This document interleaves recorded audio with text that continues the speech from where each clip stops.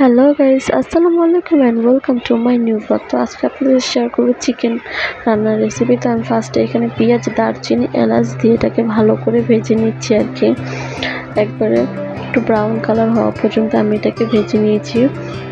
আর আমি এখন পাশের চুলা আপনার চিকেনটাকে ভালো করে ভেজে নিচ্ছি।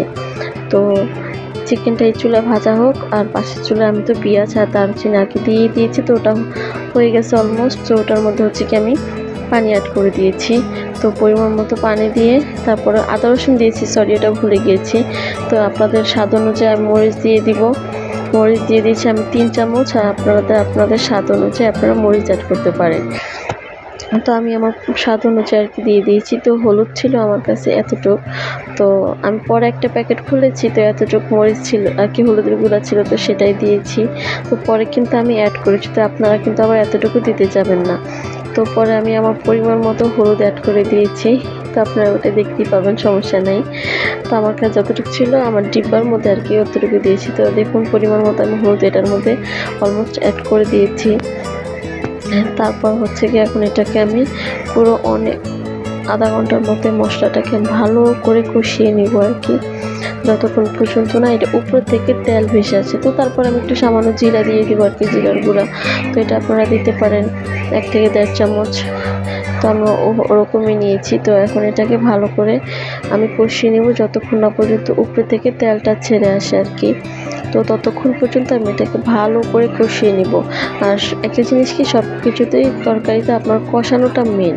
আপনি যদি ভালো করে কষাইতে পারেন তবে অবশ্যই তরকারির টেস্টটা ভালো আসবে। তো অলমোস্ট আমি এটা কষিয়ে নিয়ে তারপর আরেকটুখানি পানি দিয়ে দিয়েছি, তো আরেকটু কষানোর জন্য আর কি। তো এই দেখুন আমার কিন্তু কষানো শেষ। এবার দেখুন তেলটা কিন্তু উপরে চলে আসছে অলরেডি।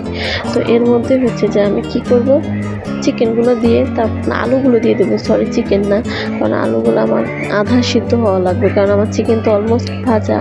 তো ভাজা হলেও ওটা প্রায় আধা সিদ্ধ হয়ে গিয়েছে। তো এটা যে আমি আলু দিয়ে প্রায় আবার কষাবো, প্রায় আধা ঘন্টার মতোই আর কি এটাকেও কষাবো আর কি। তো কারণ আলুগুলোকে তো সিদ্ধ হতে হবে, না হলে তো আবার আলু মানে কাঁচা থেকে যাবে চিকেনটার পরিমাণে। এই জন্য যে আমি আলুটা দিয়ে আর কি পানি দিয়ে, একটু সামান্য পানি দিয়ে এবার কি এটাকে ঢেকে প্রায় যে আধা ঘন্টার মতো আমি এটাকে আপনার আলুটাকে প্রায় অলমোস্ট হাফ ইয়ার সিদ্ধ করে নেব। তো আমি কিন্তু অলমোস্ট হাফ ইয়ার সিদ্ধ করে ফেলেছি, তো ওটা স্কিপ করে গিয়েছি। তো যাই হোক, এটার মধ্যে আমি চিকেনটা অ্যাড করে দিয়েছি। আর যে এখন এটাকে আবার আমি কষাবো চিকেন আর আলু দিয়ে। তো অলমোস্ট কিছুক্ষণ কষাবো।